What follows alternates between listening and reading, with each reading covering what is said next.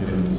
So today we've got Representative Glenn Grothman and Representative Mike Gallagher. We really appreciate them coming here today. Yesterday we heard from folks on state policy issues and where their visions were for coming here. And our two city representatives in Congress, who again appreciate coming here today. We're going to spend some time talking about what's going on out there, and we're going to open that up then to some questions from the audience. Again, we want to be respectful of their time, but we would ask our industry expert colleague John Gard to help us moderate this discussion. So with that, I'm going to turn it over to you. And we'll have microphones on the audience ready for Q&A. All right, thank you again. We're obviously really to add on to what Rob said. We're just really thrilled to have Congressman Grothman and Congressman Gallagher here. The format's going to be, we'll allow both of these great guys to talk about the issues of the day and some of the dynamics that we're seeing in the world of politics right now and actually action in the House and in D.C. There's a lot of conversation about infrastructure. There's a lot of conversation about all those things that are linked to rebuilding America. And I served with Glenn for some time in the State Assembly. And when he was in the State Senate, I was in a House, and we've done a lot of things together and been friends for a long time. And I admire Glenn a lot. And Mike Gallagher, my wife Kate and I have had the great fortune of knowing Mike for a long time, his family, and are very dear friends with Mike. And I think there's significant members of the majority in Congress right now, or obviously the fact that they took time out to come here means a lot. And so I want to open it up to both of them to have their opening sort of comments, talk about things that are on their mind, things that they would like to address with you, and then we'll open it up. We'll have a couple questions, and we'll try and have it be somewhat informal, but certainly really happy to have them here and speak to the whole CBG conference. So again, I'll start with who wants to go first? Glenn's a senior member. member. Glenn is the senior member here. Well, I'll try to take all the easy points and leave the tough things to Mike here. I take it back.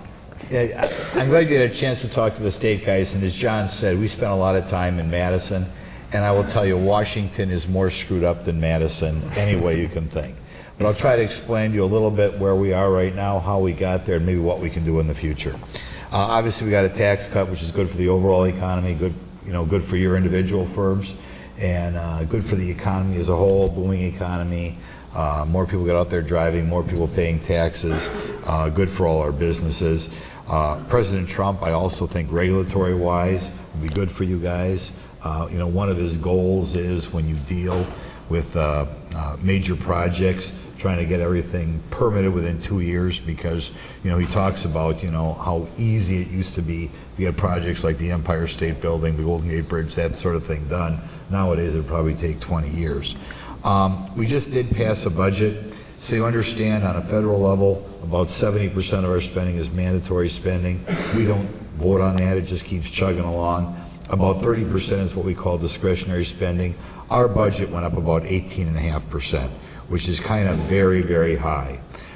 It went up that much because there was a feeling that we are shortchanging defense. We went up about 10.5 points in defense, percentage points, and then if we went up in defense, we had to go up in non-defense too, which is about 8.5%. Of the non-defense, and the way it works, the Republicans wanted more in the defense, the Democrats say, well, you spend more on defense, you better spend more on non-defense. Kind of the opposite of what you think. But what the Republicans, what Mike and I will try to do is try to make sure as much of that non-defense as possible goes into things like infrastructure, which will be a good thing. Right now, of the $59 billion increase in non-defense, $46 billion is targeted to VA infrastructure in general, and two things that won't affect you guys: research on health and opiate abuse. Then after that, and it could be in addition to whatever increase you get out of there, we'll pass the infrastructure bill. A lot of that infrastructure bill is hopefully going to streamline the building of projects, which will be good for you folks. I'm not going to dash out of here, so if you have any ideas for us on this that ought to be put through, contact me right after I leave here. We believe there'll be 200 billion in new federal money that'll have to be matched there. We have to make sure it's tailor fit for Wisconsin so that we get our fair share. That's something we're going to have to monitor. Surprisingly little details are out there on this, but Donald Trump has said it is a priority. I think that and DACA are two things that he really anticipates getting done this year.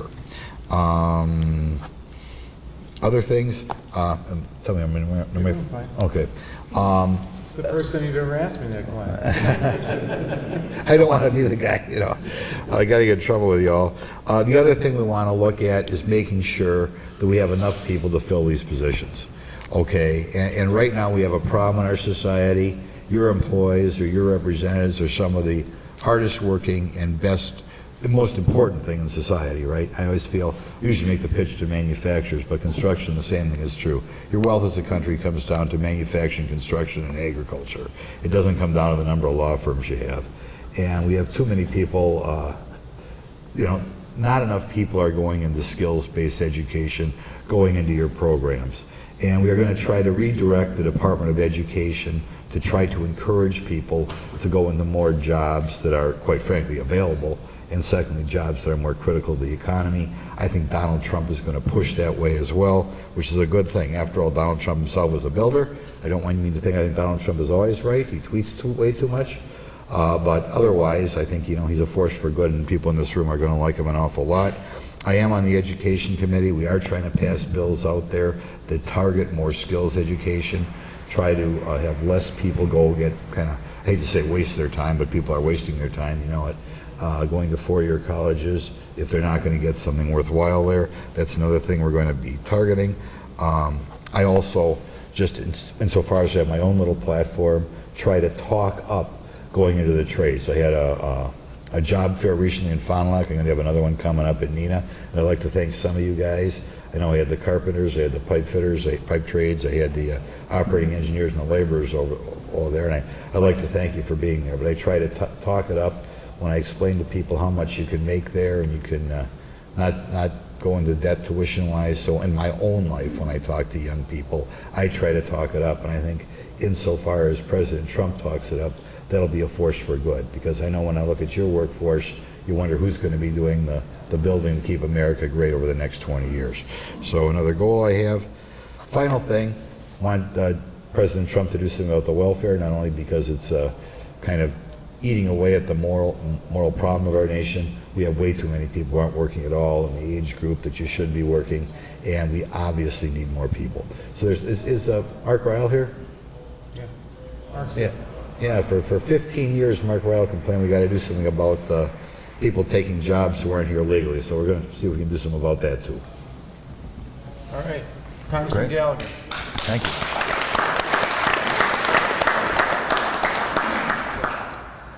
Thank you all, first of all, for having me here today. Thank you, John. I think it's kind of weird that you and Terry both have a mysterious knee injury at the same time. I don't know if it was bar fight related or what, but you should see the other guys. So I, as a fan of Westerns, my favorite being The Good, the Bad, and the Ugly, I'll kind of give you my good, bad, and ugly, unvarnished picture of where we are from the perspective of someone who's been in public office for 1 year. So take that with a huge grain of salt, and I appreciate the good professor giving me a preview of my one and only term in Congress based on the trends. Yeah. So if you guys have any internships that are open, let me know. So I would agree with Glenn on the good side, and I'll go economics, foreign policy, political environment.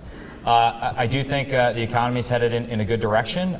Let's see if we can sustain it. At least in my neck of the woods, Northeast Wisconsin, we've had some very positive news. For example, Associated Bank just gave 800 of its employees, in addition to a bonus, a $2 an hour raise, which I don't have to tell you, I mean, Nancy Pelosi can say that's crumbs, but that works out to about $4,000 a year. So if you're a median Wisconsin family and you're making less than 60 grand a year, that could be transformative, right? That could pay for early child care, that could pay for after school care, whatever. In addition to the withholding tables changing, if you're getting an extra $50 a month, that could be a night out with the family at Gallagher's Pizza in Green Bay, Wisconsin, or that could be a Packer ticket. So I think that's good, and hopefully we can continue that. On the foreign policy side, I had the opportunity to lead a delegation to Iraq and Afghanistan over Christmas, and I would tell you, even just with simple changes we've made, like delegating more authority down to our commanders on the ground, we've been able to achieve some incredible things. We've actually systematically, quietly, eliminated ISIS from all of Iraq, and we're turning the tide against the Taliban. A lot of unanswered questions, but I can tell you, having been there, that's a positive story. And having spent a lot of my own life in parts of the world like that, that's something I'm happy to see. In the political side, you know, as messy as things are and as frustrated as I can be when both sides just start yelling at each other, I do fundamentally believe, based on just the people that get up and work and just want to live their lives and take care of their family, that most people, at least in Wisconsin, are fairly reasonable and are getting tired of this endless just cycle where we're demonizing each other. And I got to believe there's going to be a counter-reaction to that, a reasonable counter-reaction at some point, or at least I choose to believe that. Okay, that ends the optimistic portion of my presentation. Listen, economically, I think Glenn really hit on something important, which is what I hear more than anything else, and I'm sorry if I'm preaching to the choir, from businesses in my district, small, large, medium, is, you know, all you politicians talk about jobs and you claim credit for creating all these jobs. We have jobs. We can't find human beings to do these jobs. Or I had 20 people come out for a job, 10 had the basic skills, 3 passed the drug test, and only 1 of the 3 is showing up. That's what I hear every single day in my district. And I think my party is selling a fantasy if we think tax cuts alone are sort of magically going to take the economy to grow at 4%. I think we're going to hit that wall, which is that worker shortage, that question of how tight the labor market is unless we find a way to do something about it. And it's complex, as Glenn alluded to. It's not only involves thoughts about welfare, it involves thoughts about how good our K through 12 education system is, the way in which we deprioritize vocational technical training. But that's something we all need to think about. Foreign policy-wise, even though we have passed a 2-year budget deal that will begin the process of rebuilding the military, we'll still have 2 more years of living under the defense sequester and the BCA, which, to quote Secretary Mattis, has done more damage to our military than any enemy in the field. And I bring that up only to say that I think we take for granted that our ability, your ability to go to work every day, employ people, you know, make money, it's premised on our ability to keep the country safe, which is in turn premised on our ability to send young men and women from our own communities abroad to do very dangerous work to make sure that we even have the option of going to work every day and settling our political disputes in a peaceful manner. On the political side, I'd say, Congress strikes me as very dysfunctional at times. People complain about the lack of bipartisanship. I've actually come to believe that there's a bipartisan consensus on maintaining the status quo, which prevents new ideas and new thinking, because quite honestly, I think there's people in both parties that profit from it. I can see John's getting nervous and doesn't want me to talk anymore. But and then on the ugly side, I think, listen, at some point, you know, depending on your measure, debt's at 85, 100%, 140% of GDP. So that's a burden we're passing to, as one of 3 millennials in Congress, you know, to the next generation. We're going to have to figure that out. And again, as Glenn mentioned, we have to be willing to talk about mandatory spending if we want. Otherwise, we're not even going to have the luxury of spending money on our military or on Meals on Wheels or on infrastructure, or take your pick of what your priority is. Mandatory spending is going to crowd out everything else in the budget. And because politicians can't muster up the courage to talk about it, or because when you talk about it, as I experienced in my own race, you'll get $3 million spent against you saying you want to kill everyone over the age of 67 or 65 in America, it makes it so difficult for people of good faith on both sides to come together around those issues. Foreign policy side, I'm almost done, I swear. Listen, there's something that went unnoticed. The head of Army Cyber Command said recently, when it comes to cyberspace and electronic warfare, we are already outgunned by our near-peer adversaries. So think China, think Russia, some other, even North Korea has sophisticated capabilities. I mean, this isn't like we're losing ground.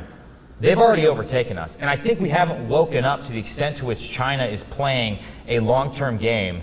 And they're playing chess and we're barely playing checkers right now. And that worries me. That keeps me up at night. We need to make investments now to prevent the next century from being a Chinese century versus a US-led, open and free century. And then finally, I'd say, on the political environment, I think all the problems that we face, people always say, oh, the system's broken, you know, and I get it. I'm frustrated with Congress, but I think to some extent the system's doing what it's always done, albeit imperfectly, which is to say it's reflecting what's happening in the rest of society, right? So our dysfunction in Congress, and I'm not saying this to absolve myself of any responsibility, is ultimately downstream from the dysfunction we see in our own communities, right? We saw the slide where people are sort of self-sorting and moving into areas next to people that only agree with each other. I think it's downstream from what we're seeing on college campuses across this country. And if we have a political culture where the first thing both sides do is to say,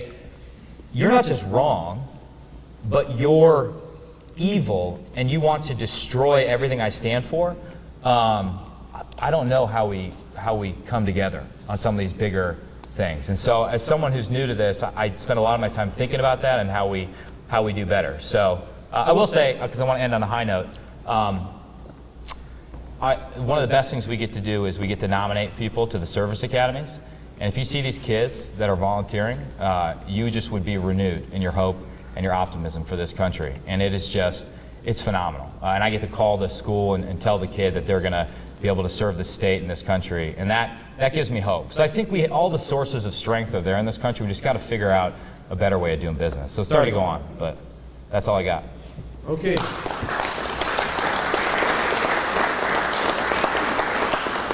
We're going to open up to questions in a moment. First, I want to also introduce Flora Chantos. Did I get that right, Flora? Who's the Southern Regional Representative to the United States Senator Tammy Baldwin. Flora, thanks for coming today. We appreciate it.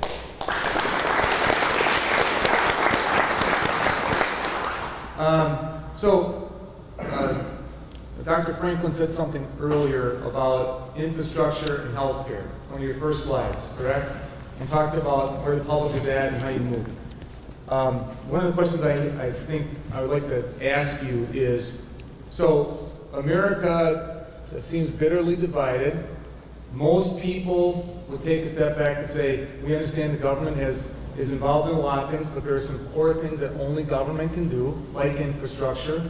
If you look at interstates, built, led by President Eisenhower and Congress at the time, there was a lot of conversation about a massive infrastructure plan coming forward.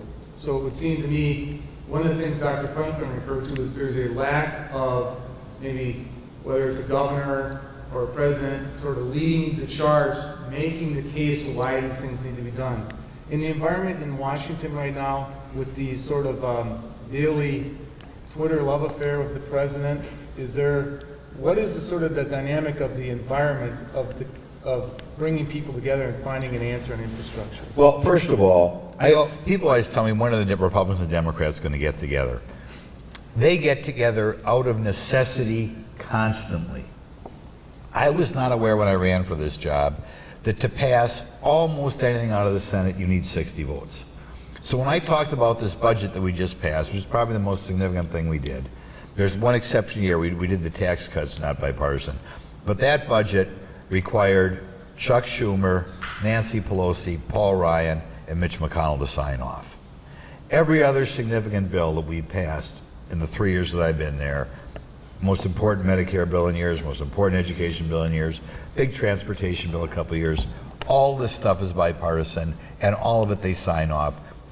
And out of necessity, the same thing will be true of that infrastructure bill. I think Donald Trump believes in it. He talks about it. Obviously, his number one priority was the tax bill. Obviously, to a certain extent, driven by the Democrats, he's got to talk about DACA now. But his next thing right after that is infrastructure. And one thing you can tell from this budget, Congress is not afraid to spend money, sometimes to an irritating degree. But I would be surprised if there is not an infrastructure bill. It might not be as big as we wanted a year ago because we had to go up higher in military than we thought. We put, I think, over $80 billion into that hurricane stuff down there. And obviously that was something we didn't anticipate a year ago. But I would be stunned if we do not pass an infrastructure bill by the end of July. Yeah, I would. I don't know how I can handicap it. I certainly hope we do. You mentioned Eisenhower. It wasn't just the interstate highway. It was the St. Lawrence Seaway. I mean, Ike recognized, which I hope people in my party do, that there are certain things the states can't do on their own. So for the sake of promoting the general welfare and for providing for the common defense, because the justification for interstate highway was, in terms of our competition with the Soviet Union, that there is a role for the federal government in infrastructure, and certainly in Wisconsin, it's just obvious how having infrastructure is important to our economic development and allows us to overcome some natural obstacles, like the fact that we got water to our east. And so it's absolutely critical, so I hope we can get it done. I think Glenn's right to suggest that the money, $200 billion over 10 years, I believe, if you read the plan that got leaked, is going to be hard to find. But as I read it, I actually think the way they structured it makes some sense. It's going to change as it works through the House, and I could use your help as I'm trying to analyze and think about it. But basically, most of the infrastructure incentives program, there's a cap at 20% on the money that can come from the federal government, which means if the state is going to go forward with the project, they're going to have to believe in it. That might mean that the projects are less stimulative, it's less new projects, and it's more maintenance or less below ground as opposed to above ground. I'm not sure that's a bad thing at the end of the day, if you look at the way in which some of the stuff has gone wrong in the past. Obviously, all of you know we have some projects here in Wisconsin that need to be finished. But there's also a provision where 10% of that money can go towards quote unquote transformative projects. So I don't know how they define that. It could be Elon Musk sending Teslas into space. I don't have any idea. But then the formula flips, where it's 80 federal, 20 state. And then there's a 25% of it is just a block grant to the governors for rural areas, which, depending on how they use it, could be a very good thing. And then obviously I agree with Glenn that the regulatory push is a good one. Not just getting it to a 2-year permitting process, but allowing the states the flexibility to consider other revenue generating mechanisms. They mandate value capture financing in this plan, which is other countries have used to great effect.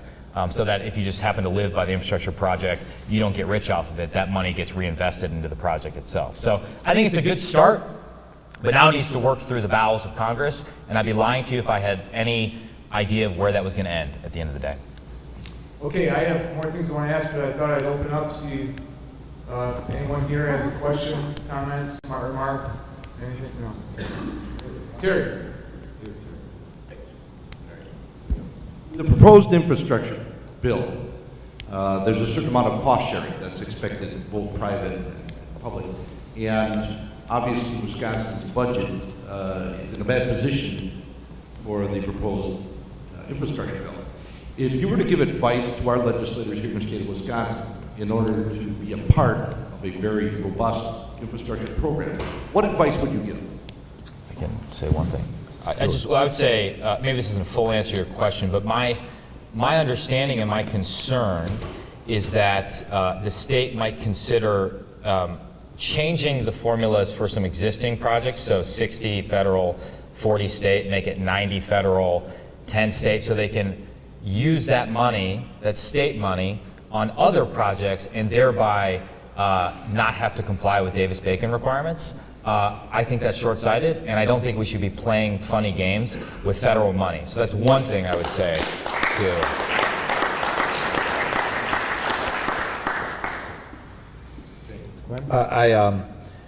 I just hope they contact us at all time to make sure that they understand what's going on in Washington and they can advise us. And I'll say not only on that issue, but on the regulatory issue, now is the time that Mike and I have our most power, okay? Because they're going to want the 218 votes for this bill.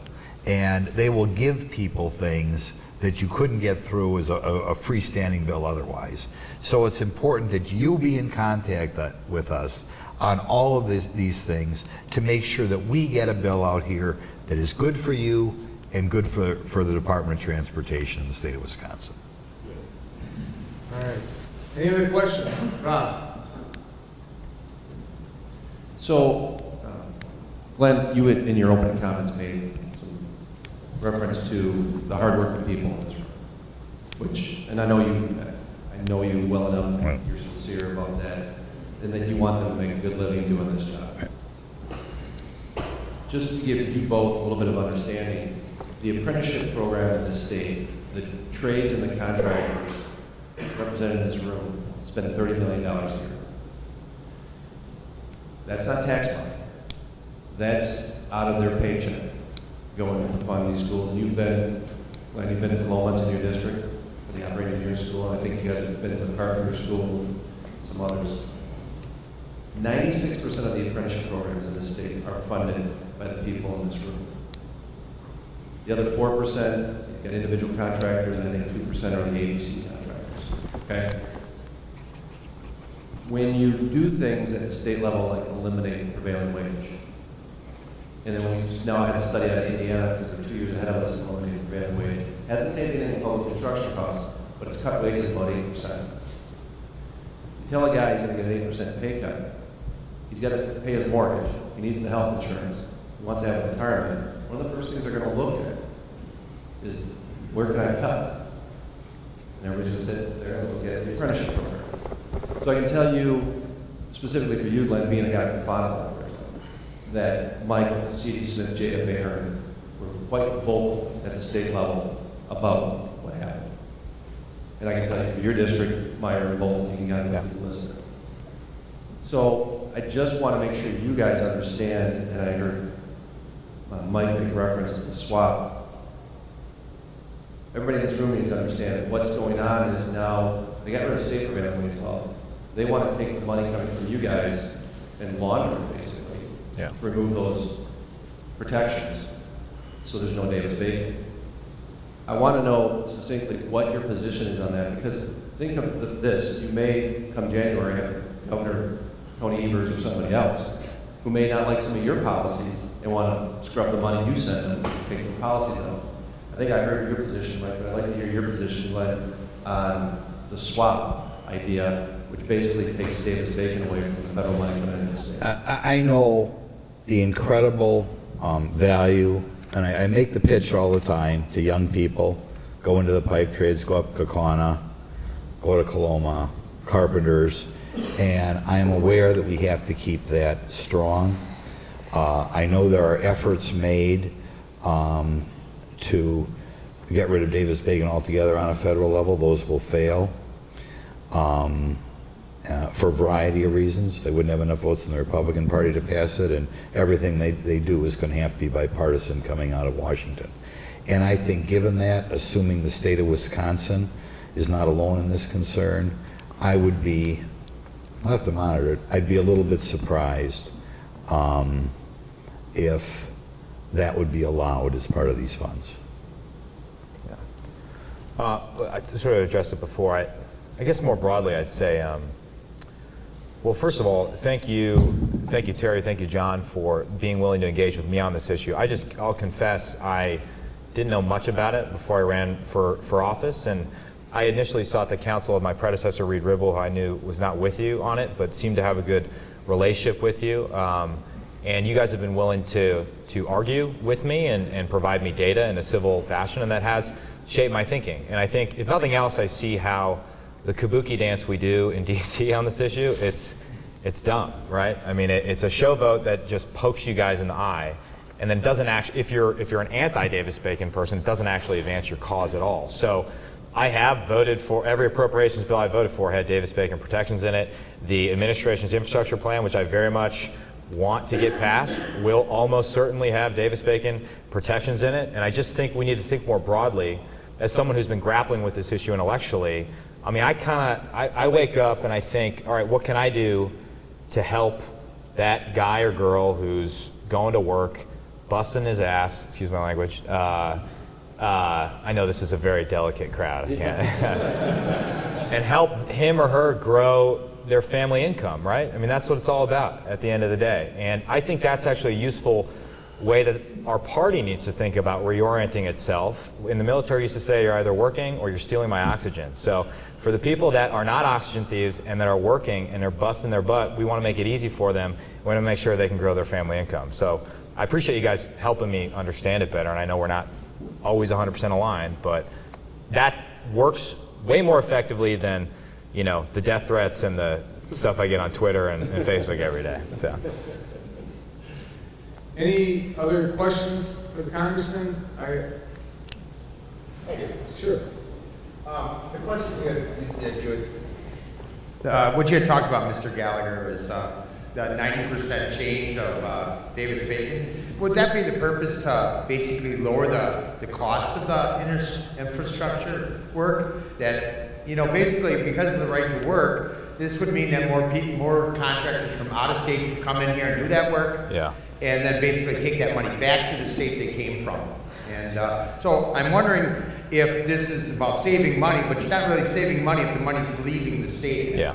Well, that's my concern. So, and I should caveat, it's all sort of what we call rumor intelligence right now. So take it with a grain of salt. But as I understand it, for those projects where the federal government is picking up the check and funding 90% of the project, those would be Davis-Bacon projects. But then you could use all the money the state doesn't have to pay for those projects on other projects. So I just worry that once you start getting funny with all this stuff, there's no transparency and it just creates a lot of gimmicks. And I just don't think that's the way it's supposed to operate, regardless of how you feel about Davis-Bacon. I don't know if that makes sense. John might know better than I do. If I could, John. Yeah. So to that point, when we lost state prevailing wage law, Yeah. there was a study done, an analysis in the first quarter, 6 months of the year. We had a 54% increase in out-of-state contractors coming in and taking local jobs when we lost local prevailing wage. And it wasn't just Iowa, Minnesota, Illinois, Michigan jumping over. It was contractors we've never seen before from Kentucky, Florida. I mean, it was an invasion of the SEC and the Big Ten. And these are people that will perform work, and for Jerry Duchesne, if he's still here for representing local government, perform work and probably maybe never step foot in the state again because they don't want to come back and do the warranty work, et cetera. But they're taking work from our contractors, your constituents. And that money is leaving the state.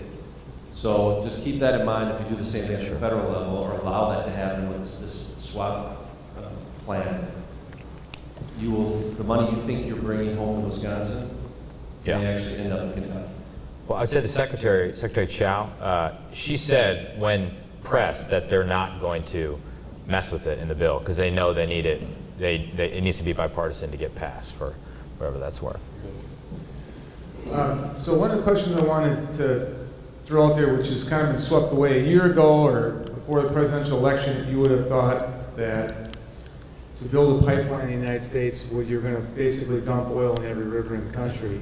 And a number of folks here have been involved in building, whether Keystone or others, and as soon as President Trump came in, it seemed to have, he obviously got it done, and then a lot of the sort of shenanigans have seemed to subside. And we are watching a bit of a transformation in the energy marketplace with a lot of natural gas and other things. Is there much, what's sort of the state of affairs that you pick up on the whole pipeline issue in the country and those kinds of things, which are obviously, a number of people here have been very involved in building pipelines. I think President Trump, it's very difficult to get some things through Congress. But on regulatory type of things, I think President Trump and his agencies will do what he can. What he did in Alaska is tremendous as well. And it's something we talked about for years and years, and he got it done. And part of it is just a common sense guy who's had to deal with the restrictions we've had in the past. And part of it, his job is as a builder. So the combination of the two things, I think you're going to see as good a regulatory climate as possible. And, leave Mike and I whatever suggestions we can bring forth, because while it's sometimes tough to get things through Congress, we both have very good relationships with the regulatory agencies. Yeah, I'd agree. It's funny. So what's consumed the news coverage most consistently for the last year? It's been Russia, right? Every day you turn on, it's Russia scandal, Russia conspiracy, Russia collusion. Each and every one of us is somehow under the thumb of the Russian government and Vladimir Putin. If someone had asked me prior to the new administration taking office and say, when it comes to Russia, like what are the 3 best things we could do to actually mess with Putin, which I very much want to be in the business of messing with Putin, because I don't think he shares our interests. I would say, well, there's a few things. One, you should authorize lethal assistance to the Ukrainians. Check. Trump administration did that. 2, you should actually begin the process of rebuilding the military, which we've just taken a big step towards doing that with the budget deal. And 3, I would do everything humanly possible to unleash the power of American energy. And that is the best way we can reduce Russia's influence worldwide and increase our influence. And That's what's happening. I mean, I say this about, I'm very interested in, in climate issues and environment, and I love having those conversations, but honestly, emissions have gone down in our country in recent years because of the natural gas revolution. That's a huge geopolitical gift that we've been given, and we're only now beginning to understand how we can use it, not only for domestic prosperity, but also for stability abroad. Any other questions? I guess the last question I'll ask you guys, and we'll maybe wrap it up with sort of just, we talked about the dysfunction of Congress, or at least the old saying is, I hate Congress, but I love my congressman. And just sort of how paralyzed is the place right now in your mind on getting things done? I don't think it's paralyzed at all. And I don't know why people think it is. I guess because if something doesn't get done, you can interview a Republican and a Democrat, and they can say why we disagree. First of all, on a personal level, once in a blue moon, people get mad and angry, and a couple hotheads yell something on the floor. I think Mike, we get along well with everybody. We'll go back, and before we talk about actually getting something done, people talk about how's your basketball team doing, or how's the weather, or what did you do, blah, blah, blah. It is completely cordial in Congress.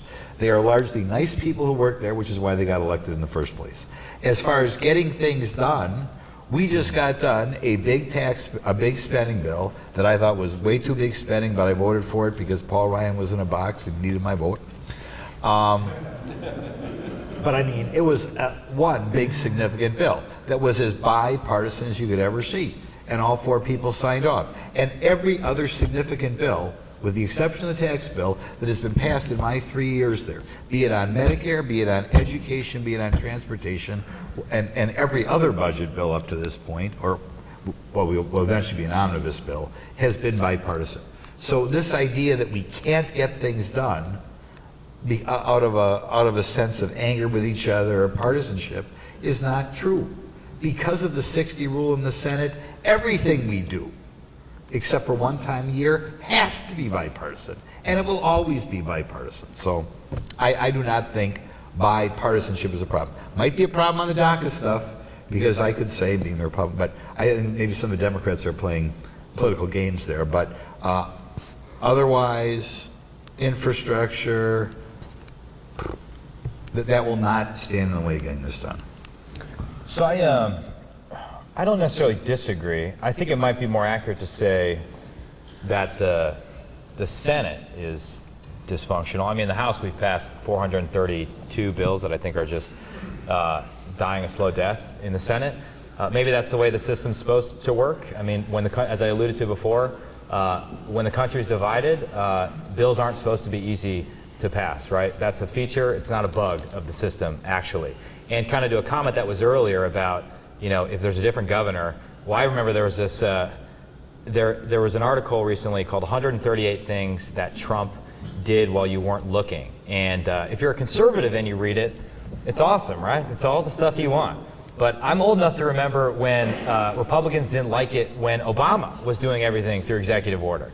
And so if you want the government to function the way it's supposed to, Congress needs to get in the business of reclaiming all the authority that it has systematically surrendered to the executive branch. And to me, and that's a 3 or 4 decade process that's been happening, that's a real threat, and that's what frustrates me most about Congress. And as for the polarization, yeah, I'd say most people are nice, but then they go on C-SPAN and they deliver a crazy speech, and a minute before they were saying how much they like you, and then it's all talking points that they downloaded from some outside organization. So I think the amount of political theater, just do an experiment. Turn on C-SPAN, you're going to see someone who's giving a speech that someone else wrote for them to an empty House chamber, right? There's no actual debate happening. I think that's concerning. And 2 days ago, when some of these big issues come up, like the recent tragedy in Florida and the gun debate, listen, I was at the post office checking the mail, and one of the employees just started yelling at me. You need to do something. The flag's at half-mast. You have blood on your hands. And I get it, right? I mean, this guy's obviously upset about what happened and is demanding action from Congress. But when both sides are are just using it for their own political gain, it's hard to get some of that stuff done. So I don't mean to, I think you're right to a large extent. Some stuff does strike me as very polarized. Okay, I'm going to just give both congressmen a chance to just add any final comments if they want. I will just say this as somebody who served in public life and now does a lot of work with the operating engineers and with our friends in the trades and in a variety of, with a number of the contractors. I can't impress upon people enough the need to reach out to members in public life, see them where you work, where you live, talk. These are both easy guys to talk to back in their districts, and there are a lot of different things. And just help continue to remember that they have like 8,000 things flying at them every day. They live in a very polarized world, and most people can talk common sense and just talk about what it is like to live in their shoes every day, being your shoes, with what you do. And I think that this is really important for the trades. I think the more you do that, the better off everybody's going to be, because everybody's interested in a higher quality of life and hopefully higher family incomes and gainful employment. And it's really, really important to do that, not get stuck in the world of, I'm this, I only believe this, I only talk to these people. So with that said, I want to just offer to Congressman Gallagher and Congressman Grothman, if you have any final comments. Other than that, we really, really appreciate you guys making the time and look forward to working with you for a long time in the future. Okay, just, I'm not going to dash out of here, so if one of you guys want to grab me or several of you guys want to grab me on the way out, I'd be happy to talk to you. Both Mike and I are going to take two big bipartisan votes sometime in the next 4 months. One, an omnibus bill, spending, among other things, the new transportation dollars that are in this budget deal, and I assume an infrastructure, that bill will probably pass sometime in March, I think, and an infrastructure bill, which will, I believe, probably pass June, July. Maybe I'll be proved wrong, but I think so. But both of those are the type of bipartisan bills in which Mike and I have maximum leverage. And most significant things get done in Washington in these big bills, not freestanding bills that are so easy to kill in the Senate. So, you know, I always love to hear new things. You always think I know stuff. Nobody ever asked me a question about these swaps until you brought it up, you know, a few minutes ago. Big thing on your mind, nobody comes up and asks me about it. So, don't let me dash out of here. Want to talk to you on the way out, and thanks for having us. Yeah.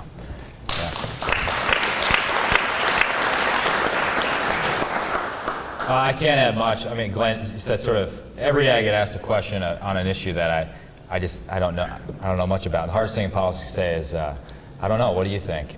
So I can't foot stomp enough how important what John said is, which is to say that personal interaction, your willingness to sit down with me and Glenn and people in this position and just offer your perspective. Or when I got to drive the little thing out of your facility, that was awesome. I want to do that again. I mean, that's very effective, and it certainly helps me as I try, and I represent 730,000 people, right? It may shock you, they don't agree on everything.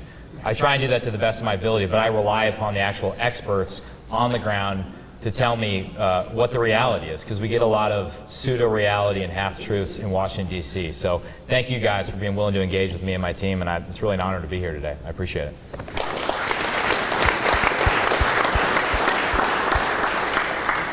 Thanks again, and I want to remind folks, you've got evaluation forms. Yes, Cindy's holding it up. The yellow sheet in your folder, please fill it out. This helps us make any needed changes. Your input is very valuable as we plan for